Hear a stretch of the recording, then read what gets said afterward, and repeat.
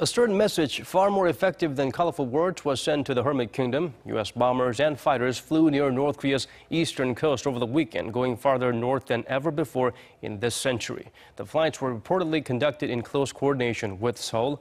China, meanwhile, warned such moves could lead to war. Jung-hee has the details. The flyovers by U.S. warplanes off North Korea's east coast over the weekend were an agreed move between South Korea and the United States. 2 B-1B Lancer bombers from Andersen Air Force Base in Guam and 6 F-15C air superiority fighter jets from Okinawa's Kadena Air Base flew in international airspace off North Korea's east coast for approximately 3 hours from Saturday night until early Sunday morning. That was the farthest north of the demilitarized zone any U.S. fighter or bomber jet has flown in the 21st century. As South Korean President Moon Jae-in abruptly opened the National Security Council meeting on Sunday, many had speculated the U.S. hadn't notified South Korea of the flyovers beforehand. But Seoul's presidential office says the flyovers were reported in real time to President Moon Jae-in, who was then in New York for the UN General Assembly. Reacting to the recent demonstration, China's English state media The Global Times reported that China won't allow any provocation to regional security.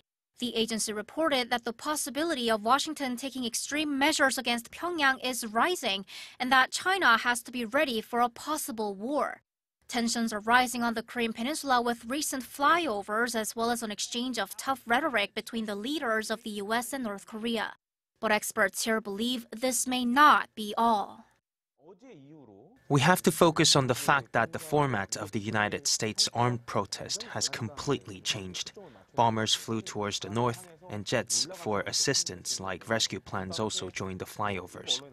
This means the U.S. assumed a military attack against North Korea and aimed to show that it can come up with even stronger military demonstrations depending on Pyongyang's future provocations.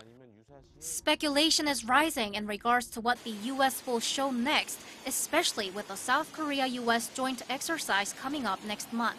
The drill will involve the nuclear-powered supercarrier USS Ronald Reagan, Tomahawk missiles, and the Aegis combat system. Jung-hee, Arirang News.